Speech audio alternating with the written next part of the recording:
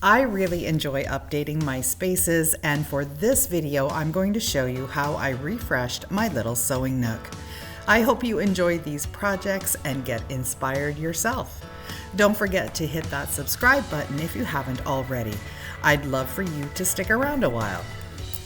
I'm starting off this first project with a board that has already been painted a couple of times. I'm going to repurpose it and create a cute little vintage sewing sign. The first thing I'm doing is using Dixie Belle's Dropcloth mineral chalk paint to give this one coat to refresh the color.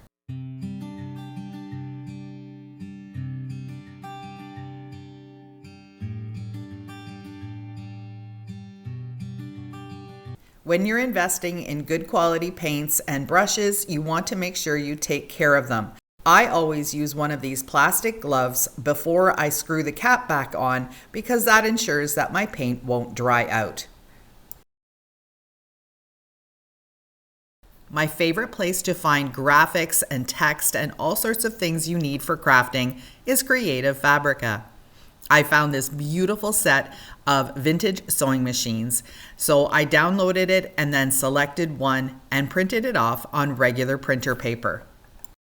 To get a really beautiful tear on the paper, I'm using a small brush with some water and then making the edge of the graphic wet, and then I can very easily just pull it apart and make a beautiful outline for my project.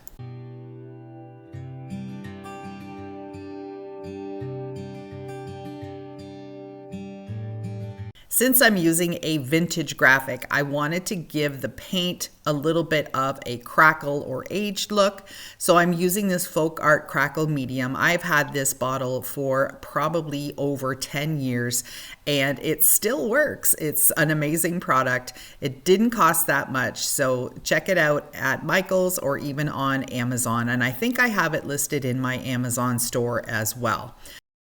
I'm just going to go around the outside of the wood piece because my graphic is going to cover up everything else, so I don't need to waste too much of the crackle medium for underneath that graphic.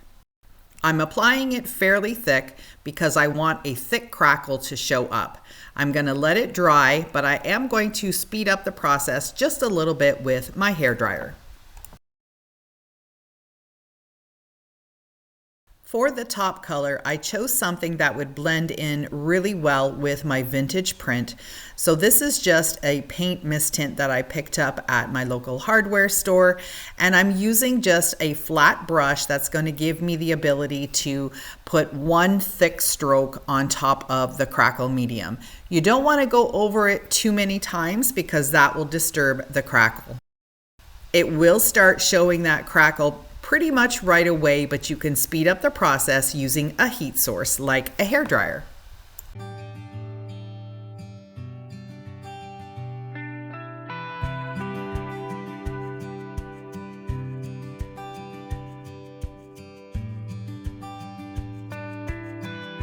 To add even more of a vintage look, I used some burnt umber acrylic paint, but I applied it way too thick. I should have gone in with a watered down feature of that, or I should have used some antiquing wax, but I was able to fix how much I put on by just dabbing on a little bit of water. So I did that with the rest of the edges as well. Added some of the burnt umber and then used a damp cloth just to blend it in.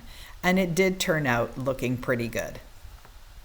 Another way that I could have fixed my oops was just using a little bit more of the top coat color and sponging that on, or just giving it a little bit more of a watered down look, and that would have camouflaged how thick the burnt umber went on as well. So there's always ways that you can fix something if you don't like it.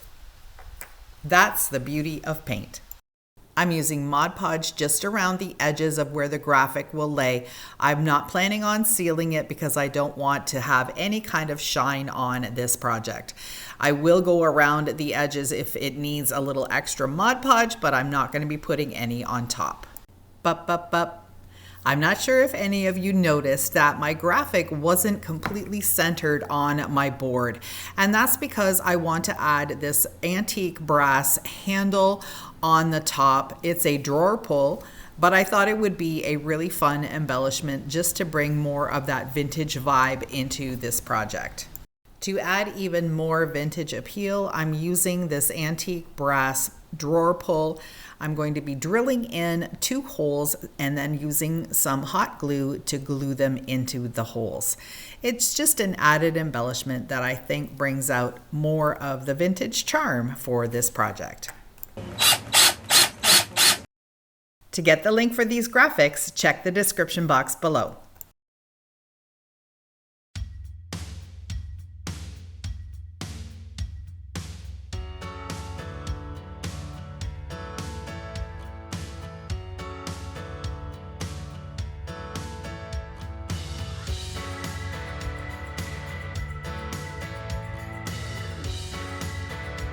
One of the things that I love picking up at thrift stores are wooden shelves, and they're always there in abundance.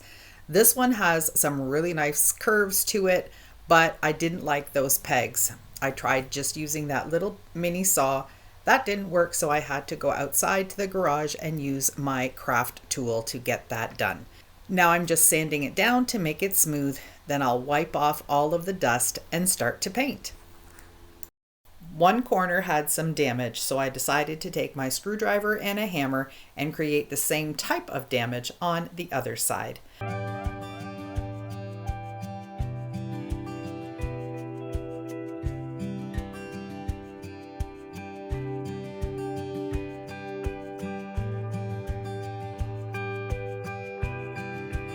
The color I'm using is Driftwood, and it is a DIXIE BELLE chalk mineral paint.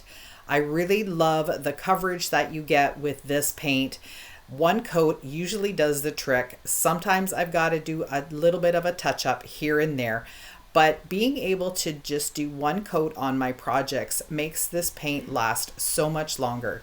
It's a wonderful investment, and if you're interested in any of the products that I'm using in this video and some of the other products that I haven't used yet, there's a link for you down in my description box.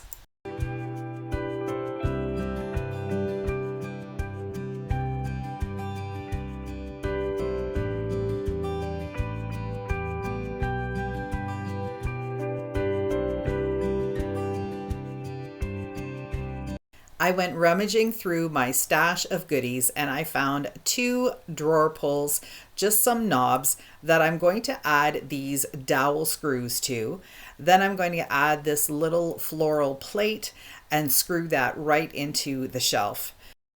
I tend to eyeball where I'm going to put things just by looking at a piece, and I've decided that this is where the hooks are going to go. So I'm making a pencil mark where the first one is, and then I'm just going to take a little short ruler or something straight so I can just put it across and then mark out where I want the next one to be.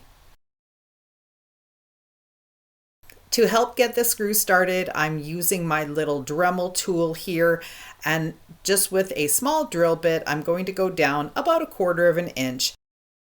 This will make it super easy to get those knobs screwed in, and I don't have to worry at all about splitting the wood.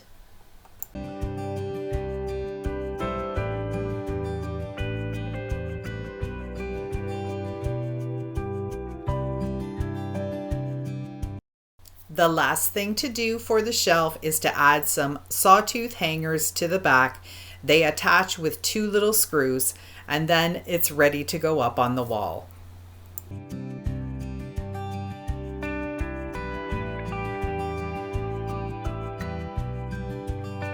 To style the shelf, I used some old spools of thread. I used a lavender pot, and then I put some pins in a couple of clear glass jars, and I think this turned out really pretty. Let me know what you think.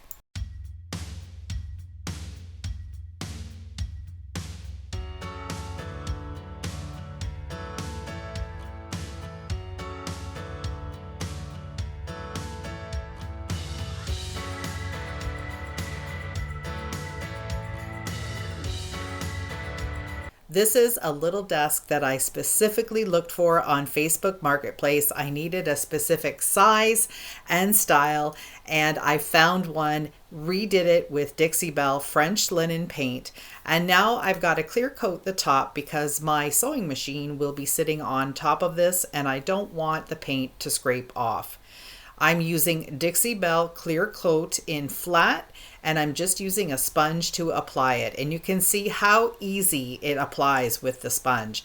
I've never done it with a sponge before, but I've seen other people use them, and I think this is the best. Because this top coat is a gel, it's nice and thick, it doesn't drip, and it goes on super easily. It also dries within an hour. I did apply a second coat because I wanted this to cure to a really nice hard finish that would withstand the amount of movement and activity that's going to happen on this little sewing table.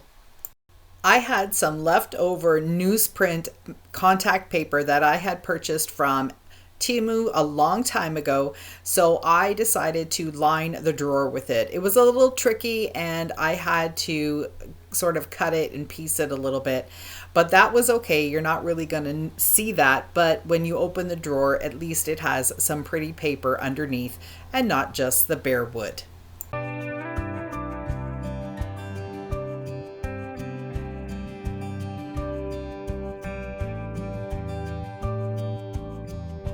Let's take a look at how my sewing nook turned out.